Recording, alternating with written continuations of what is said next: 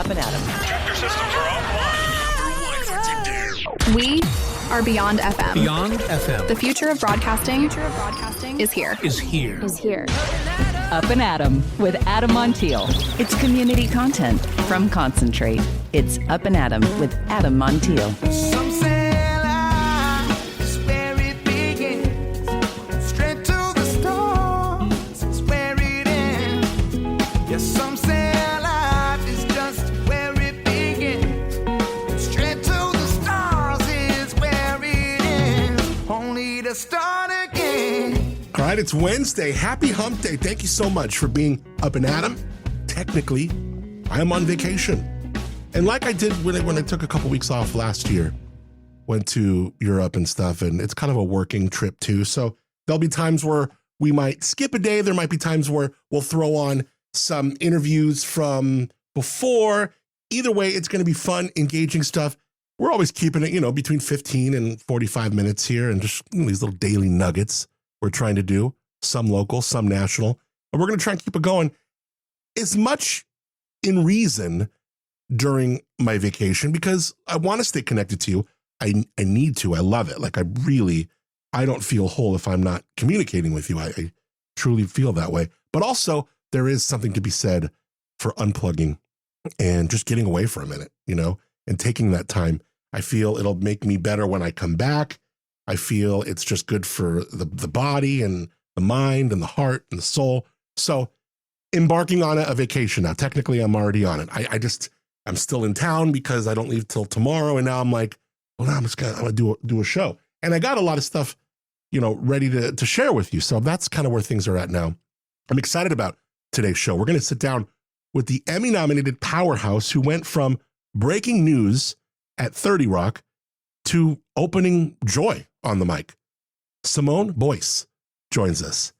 She's from NBC News, Access Hollywood, The Today Show. Now, the voice behind The Bright Side. It's a hit podcast from Hello Sunshine. I think that's Reese Witherspoon's network. And it's like a vitamin D shot to the soul. She's a really talented woman. We talk about the power of softness, how trauma camp in Tennessee cracked her wide open, and why joy isn't just a vibe, it's resistance. Simone's stories, they're bold, her questions cut deep, and wait till you hear about what almost broke her and what built her back even brighter. It's all coming up right here on Up+Adam. Don't miss a great conversation. Simone Boyce is Up+Adam. All right, I got a few little nuggets today. This one, maybe you've heard about Ozzy Osbourne.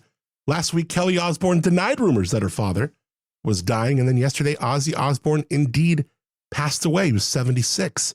No word on the exact cause of death. The official statement, quote, "It is with more sadness than mere words can convey that we have to report that our beloved Ozzy Osbourne has passed away this morning. He was with his family and surrounded by love. We ask everyone to respect our family privacy at this time."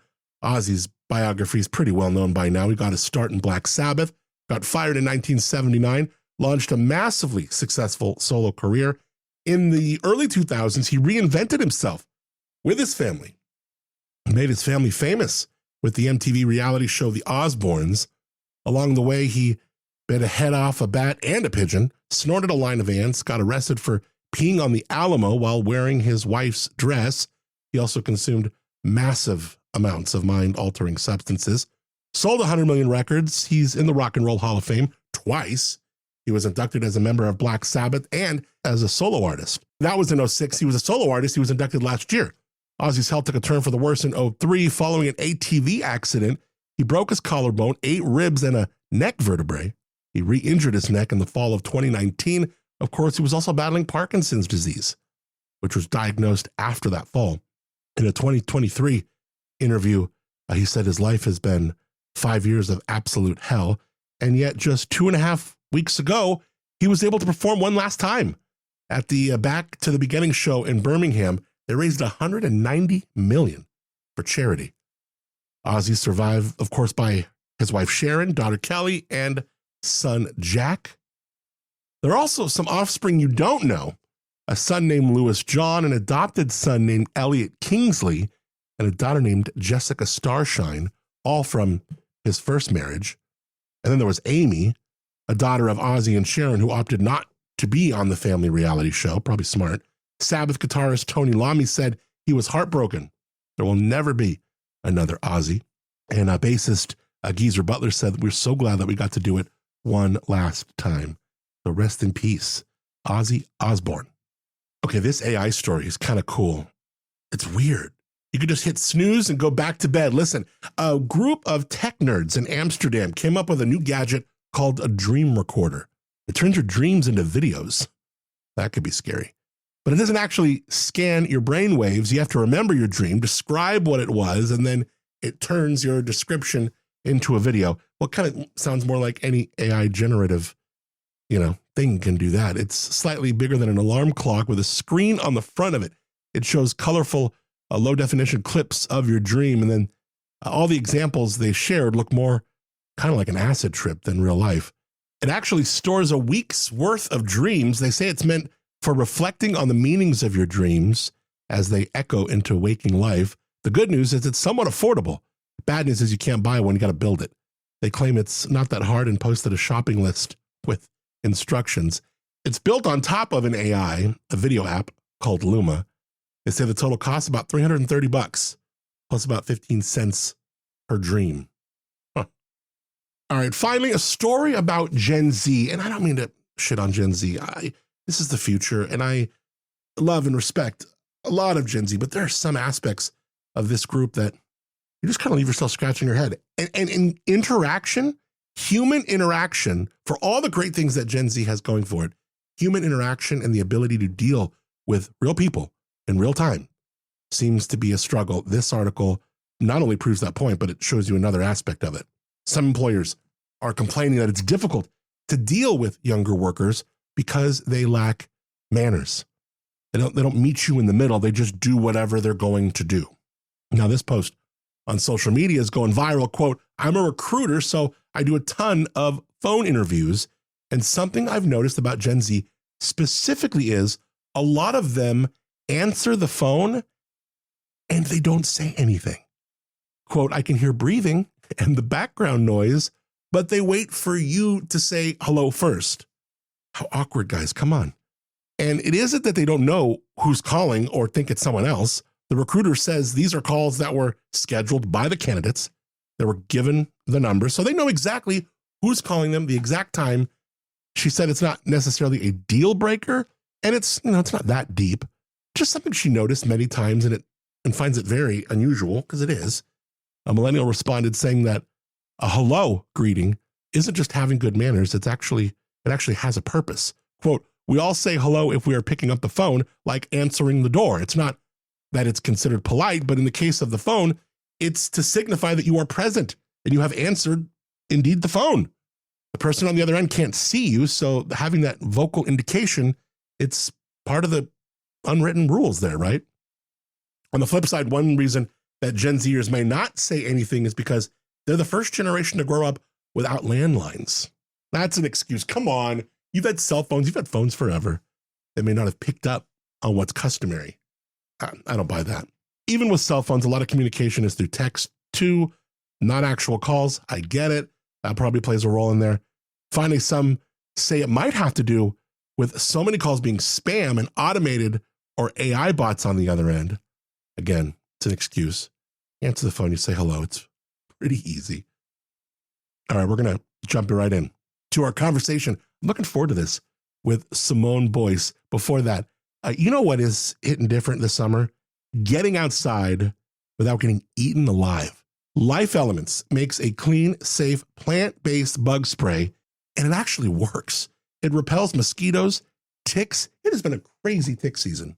Safe for your kids, your dog, even your skin. No harsh chemicals, no weird stickiness.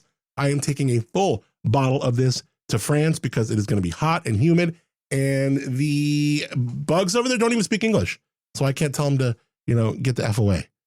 Real protection, doesn't smell like chemicals. I love this stuff. This is next level local skincare and wellness. Love the folks at Life Elements. Handcrafted in a Tascadero by the kind of people who literally might whip up something and just hand it to you while you're there. Martha's great. In addition to their spot in A-Town, you could shop their products at the Hive in Arroyo Grande. Also, the General Store in Paso And of course, you got to get to lifeelements.com. You can use the promo code ADAM, ADAM, get 15% off. Smell good, feel better, get healing, support something real. And I encourage you to get on in there. 7425 El Camino Real. They're in the back right part of that plaza. You can't miss it. Big ass sign says Life Elements. Get to lifeelements.com. Check out their spot. Say hi to some great people, great local folks doing it. Lifeelements.com. Let them know you heard them on Up and Adam. It's Up and Adam with Adam Montiel. All right, my guest today, someone who's reported from red carpets, protest lines, from hurricanes to Hollywood. Now she's carving out space for something a little softer, a little deeper, and a whole lot brighter. Simone Boyce is an Emmy-nominated journalist you've seen on NBC News, Access Hollywood, The Today Show, and now she's the host of The Bright Side, a hit podcast from Hello Sunshine, which I think is Reese Witherspoon's network, that's serving real conversations, cultural takeaways, and the kind of inspiration that actually sticks. She's sharp, soulful, and she's here. Simone Boyce, thank you so much for being Up and Adam. Oh, I'm so happy to be here. Thank you so much for having me. So are you familiar with this part of California, San Luis Obispo, like right in between, San Francisco, LA kind of thing, beach, wine country, that area? Am I familiar? Of course. I love SLO. It's such a beautiful area. I've been up there to wine country many times. I've had a beautiful seafood meal in Morro Bay. I'm a big fan of SLO. What? Look at you. I love this. This is great stuff. Cool. Yes. Now, are you originally... I'm also just a big fan of California in general. Yeah. Like I was born and raised not raised here, but born in LA. And okay. I just have so much pride for the whole state of California. I just think it's so majestic and beautiful. Where did you grow up down there? So I was born here in LA, and then I actually moved to Miami when I was pretty young. So that's kind of where I consider my childhood to have taken place, which was also a very fun place to grow up. Sure. Yeah. But when you say LA, what part do you mean? I grew up down there too. That's why I ask. Yeah. Of course. I was born in Pasadena. Oh, cool. And then I lived all around. I worked as a local news reporter here, so I've really gotten to see the city. That's awesome. Well, look, you've covered politics, tragedy, breaking news, but this show is really a pivot because it's a choice to turn towards something softer but not smaller. What was the moment you realized you needed the bright side, not just as a host, but really Simone needs it as a human? Wow, such a great question.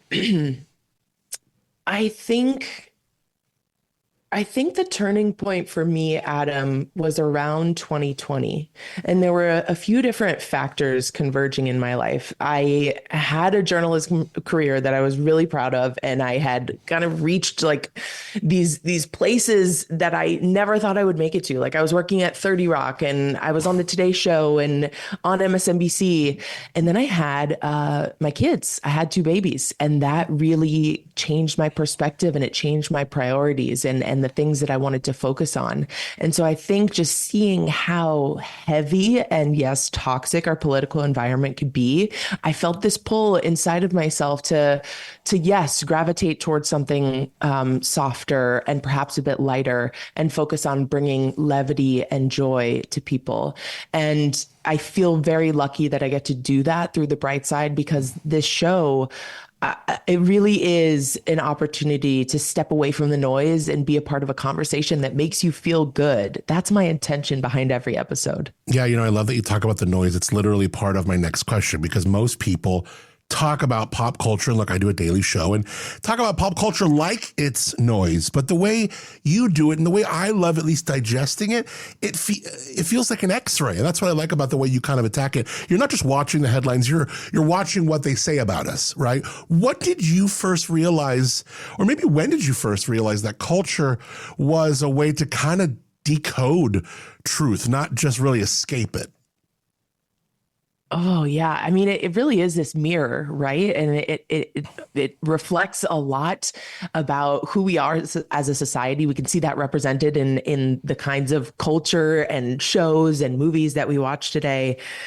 I mean, I've always gravitated towards the arts and movies and film. And so I think from a very young age, I realized that, oh yeah, this can be a tool for conversation and a tool for us to learn more about ourselves. And I think I've seen that recently with my conversation with Rachel Platten. You know, she is this incredible, legendary musician, the woman behind the anthem fight song. And yet she was really open with me about what happens when you no longer feel like you are that girl who's a fighter. You know, like what happens when you go through these mental health struggles and it becomes so difficult to just fight for yourself. And so I really relish these opportunities as an interviewer to get to know the artists behind the pop culture that we love and revere so much. Yeah, you know, it's great. You're like just a perfect step ahead of me. This is fantastic. Wellness is kind of my next question, because wellness is like everywhere, right? But there's a difference, Simone, between curated self-care and really the real messy work of staying well. What's maybe a wellness practice that's actually changed you? Well, when I think of the wellness practices that have changed me, I actually think of this retreat that I went on about a year ago. And I refer to it as trauma camp because it was about 40 creatives from LA, New York, all over the world, really. And we showed up on this farm in Tennessee, and I didn't really know what to expect. Was it a blackberry? I just knew that. When you said farm in Tennessee, it was a Blackberry Farms? No, it wasn't. It's called On-Site. Oh, cool. Don't mean to interrupt you. Go ahead. No, it's all good. So we weren't allowed to bring our phones, or we weren't allowed to have our phones at the retreat. We were not allowed to ask what each other did for work, and it was first names only. And it was 4 to 5 days of intense group therapy. And it made me so nervous because I've struggled to be vulnerable, in my own life. Like, it's something that I've had to work at, and it's something that being a podcast host has helped me become better at.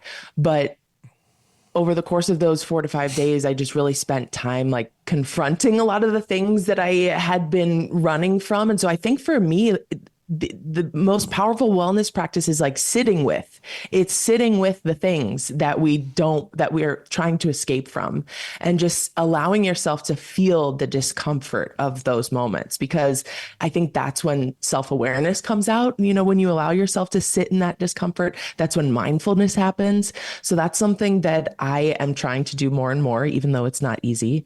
And we actually had a doctor on our show recently who talked about this concept of flexing your feelings, like doing exercises to actually bring out those qualities and strengthen qualities like mindfulness, curiosity, and even playfulness. You know, it's so interesting because you look at the dynamics of all the different mediums, and of course there's more of them now with social aspects and repurposing some of the things that maybe whatever you're doing on TV or the podcast, you can repurpose things on socials. But it's with podcasting, and this is one reason why I got into radio 25 years ago. There's something so intimate. And although you are broadcasting, it's one-on-one. You're just talking to the other set of ears on the other side of those speakers. How have you kind of taken, obviously you present fantastic, you're a fantastic storyteller, TV, you've done it, but this is that medium that is just really kind of, I feel, in an almost more than TV and screen captures an intimacy with just you and the listener. How do you kind of look at that and take that on in a way?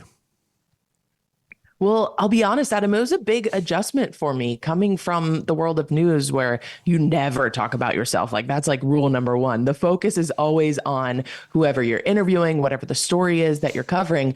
So this is the exact opposite. It's about turning the lens on yourself and opening up that internal landscape to the listener, because I think the best hosts do that. They're willing to share something of themselves in order to receive that same openness and honesty from their guests. So as I am producing each episode, and I'm doing that with an incredible team that we have, I'm looking for ways to bring out the best of the person that I'm interviewing. And I'm also looking for ways to share a piece of my own journey and say, hey, Rachel Platten came on here and talked about her postpartum struggle, that was me too.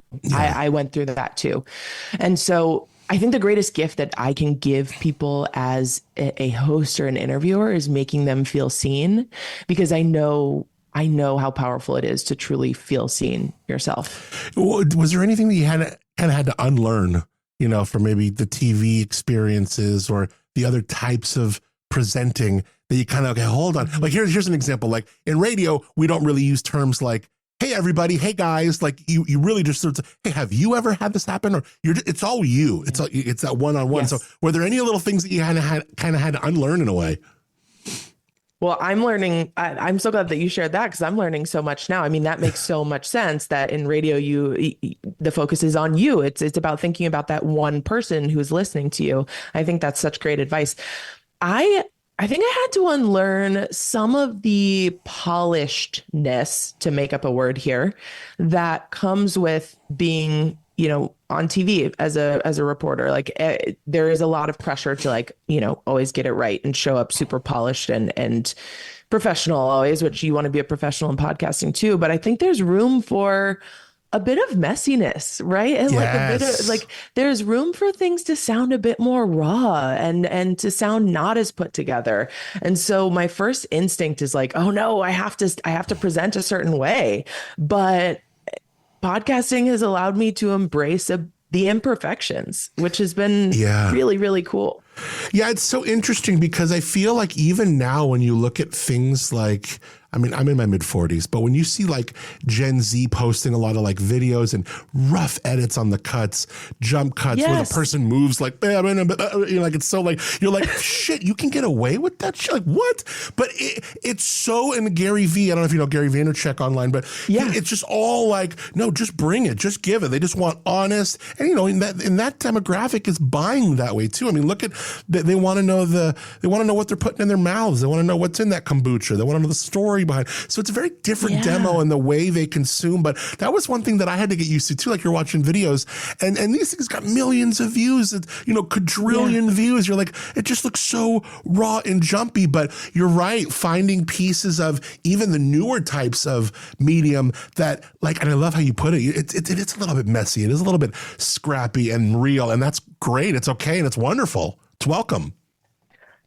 It's refreshing. And I look at younger generations and I'm like, wow, I have so much to learn from you. Yeah. All Gen Z millennial feud jokes aside, I learned so much from, right. No cap, skibbity toilet. I learned so much from them about, what consumers are looking for in media. And it's really cool that they're embracing just like showing up as your authentic self and not putting on airs and just keeping it real. Yeah.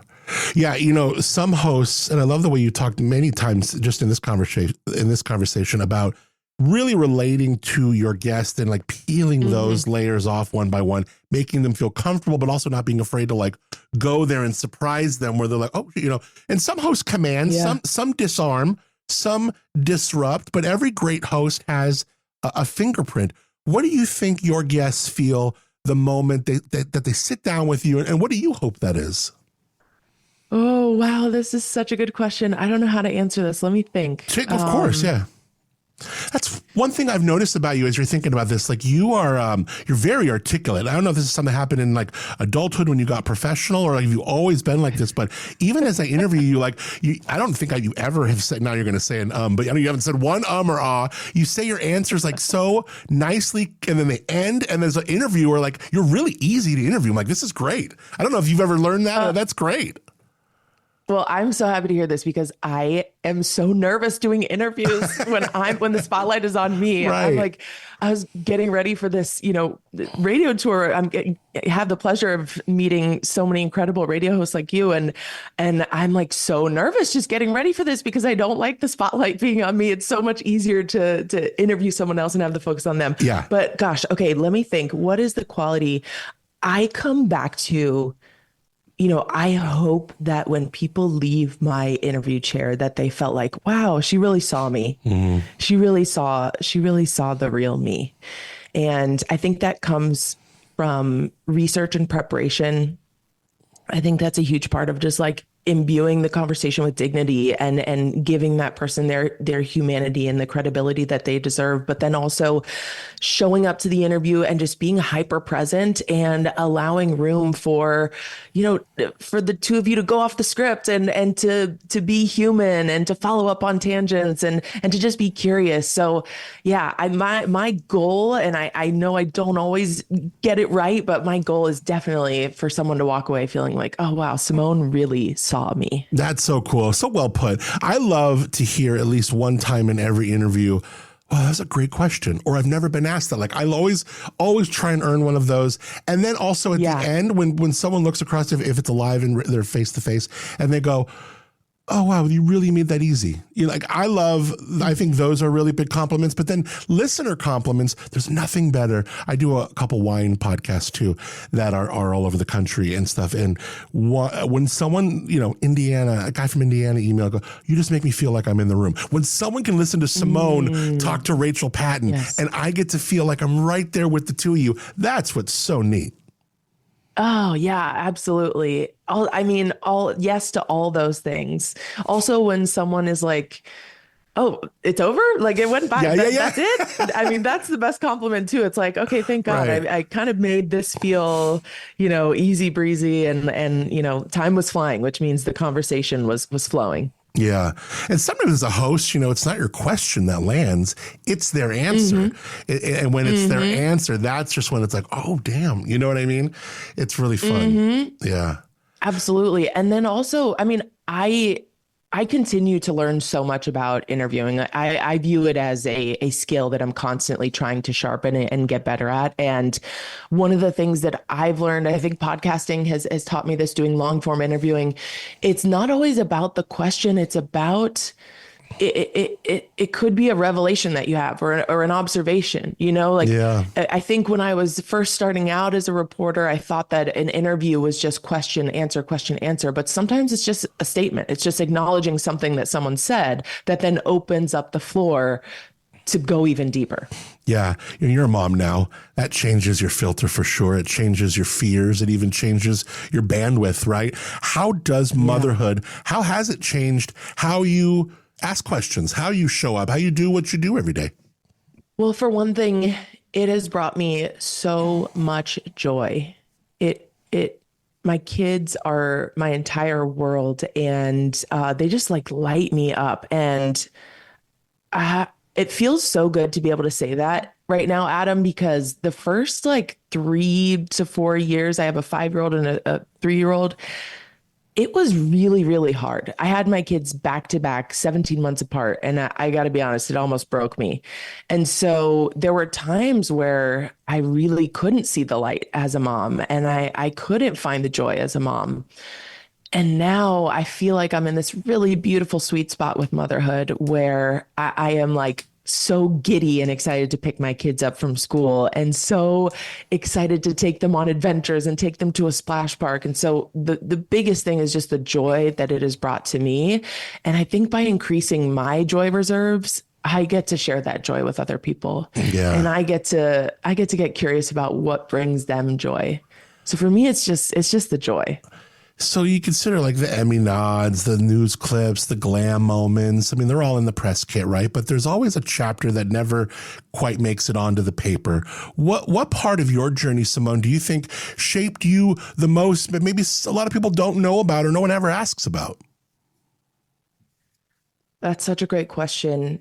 And when I think about the chapters that really shaped me, it's honestly the in-between moments. It's the in-between moments that nobody saw. It's, when I was a reporter in New York City and decided to quit my job and take a leap and make a pivot. I was working as an entertainment reporter, and this was around 2016. And I really realized that I wanted to have a greater voice on more significant issues outside of pop culture. And I leapt without a net, hoping and praying that it would appear. It didn't appear for several months, didn't appear for a year and a half. And so, of course, there are those days where you're like, gosh, well, I'm never going to work again. That was a great run. You know, we had a great run, Simone, but that was it. So hope you enjoyed it. And of course, they're not true. You know, they're lies from my most insecure parts of myself. But one thing that I can say I always do is I never give up. I just keep going no matter how hard it is.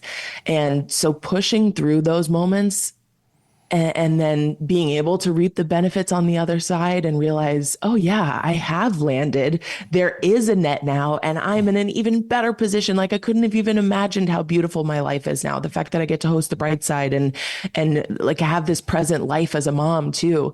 So it's those in between moments where like people were doubting me and wondering why I left my job, and I was doubting myself, and just having to push through that and just prove to myself that I knew what I was doing. Yeah.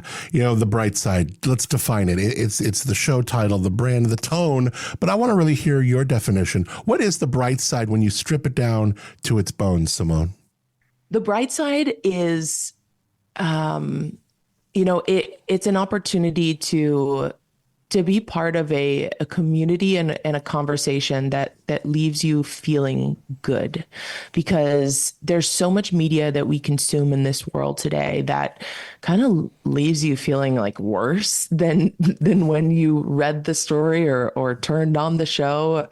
And so my goal is like for the listeners to feel something, to laugh, to learn something, and to just walk away feeling good. And this season, we're all about the joy of becoming and just tapping into that power that comes from feeling like, oh yeah, I am my best self. You know, Simone, it has been such a pleasure to really meet you. And I feel like get to know you a little bit over these few minutes. It's been really fun. I want you to come to SLO and let's go to Morro Bay. Let's get some lunch in Morro Bay. I would love that. Well, I'm going to hit you up for a wine tasting. That would be a dream. Check out my show. I got a show called Where Wine Takes You. And it would be so much fun to have you up here for some wine. I'll follow you. I think I just did earlier on socials, and I would love to connect with you. What a fun conversation. You know, we try and save luck for people that need it. So I'm not even going to wish you luck, but I'd love to connect with you again. You are an incredible host. Thank you so much for such a thoughtful conversation. Some say life's where it begins. Straight to the stars is where it ends. Only to start again. All right, you can catch Simone every Monday on The Bright Side, streaming now wherever you get your podcasts. Shout out to Hello Sunshine, also iHeart for bringing that sunshine to our feeds. Loved chatting her, real articulate, bright woman. All right, I am excited about this. Coming up in August, you got to know, and I got to see you there. If you love a good Bloody Mary, and you're not just trying to find an excuse to have vodka for breakfast, then the town of Creston is calling your name Saturday, August 23rd.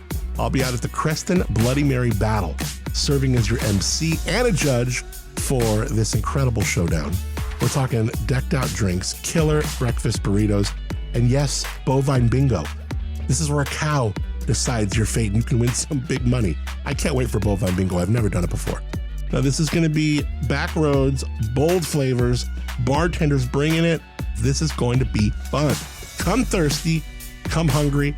I'm ready to brag about it for a year. It all goes down at the Creston Rodeo Grounds. Every dollar supports the Creston women's and men's clubs, so it's for a great cause. Snag your tickets now, CrestonBloodyMaryBattle.com. We're also going to have ways for you to win your way in soon from Up+Adam. Brunch hard, brunch local, brunch like a legend, baby. Come with us. Join us at the Creston Bloody Mary Battle, Saturday, August 23rd. Can't wait to see you there. I got links in the show notes too. The website, super easy, CrestonBloodyMaryBattle.com. All right, so as we embark on vacation, I want to thank you so much for connecting with us here. I would love for you to keep connecting with over the next couple weeks, because we're going to be putting out content. And of course, it's going to be maybe some best ofs, maybe some abbreviated content, maybe not all the production bells and whistles. Like I said, I'm on vacay. Kind of a working vacay too. We're going to be doing that cruise. So to be honest, I don't do vacation well. I like being in different places. I love the traveling aspect of it, but I miss this and have a hard time disconnecting from this and then feel bad that I'm not feeding this. So it's really, and I'm even talking to my therapist about it. It's like, I got to figure this out, because I think vacation and unplugging is so important, but this is, I mean, not just my career, but it's everything. So thank you in advance for continuing to connect here, checking back with the feed, and, extending your indulgence and patience if, days go by without a show, or maybe it's an abbreviated show, or it's a show from France. I don't know. I just appreciate these next 2 weeks being a little bit wonky and you coming back for the same community after we're done with vacation, of course. Can't wait to be back and renewed after a couple weeks. I want to thank Moonshiner Collective for original music on the show Start Again. They got their first Under the Moon concert for their Under the Moon series that they're doing. It's at Dairy Creek. It's on Friday. So really encourage you to go to moonshinercollective.com. You want to get in on that. Super fun venue and great place to do a show. I love when Moonshiner does these Under the Moon series. They're really, really fun ways to watch and enjoy live music. I want to thank our friends at Timbre Winery, Timbre, TimbreWinery.com for giving us the Lowbro Studios at Timbre. Check them out. Their tasting room in the village of Arroyo Grande, TimbreWinery.com. World-class wines, great people, love their stuff, and I appreciate them being Up and Adam. Thanks to you for connecting here, rating, reviewing, subscribing what we're into and what we're doing, sharing it with a friend. Really means a ton. AdamMontiel.com. You can click the Connect tab, reach out. Also, by the way, Pink Drank, pictures up online, pinkdrank.org. If you did go, you could check out. I got to do some more social stuff. When Pink Drank is over, it's like a 3-person committee and it's so much to do.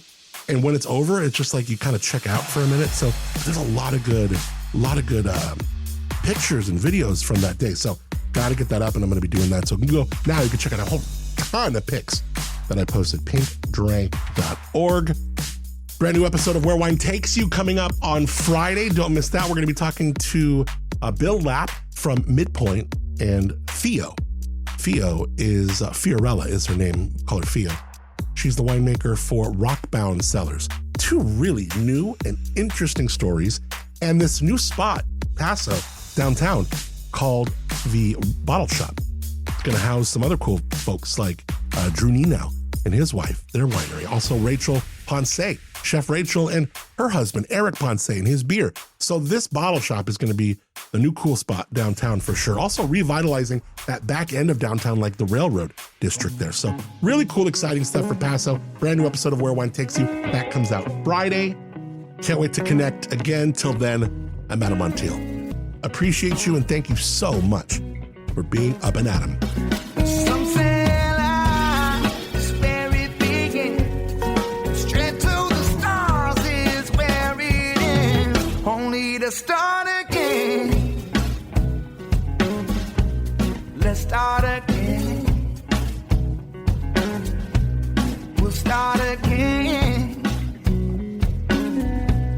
Let's start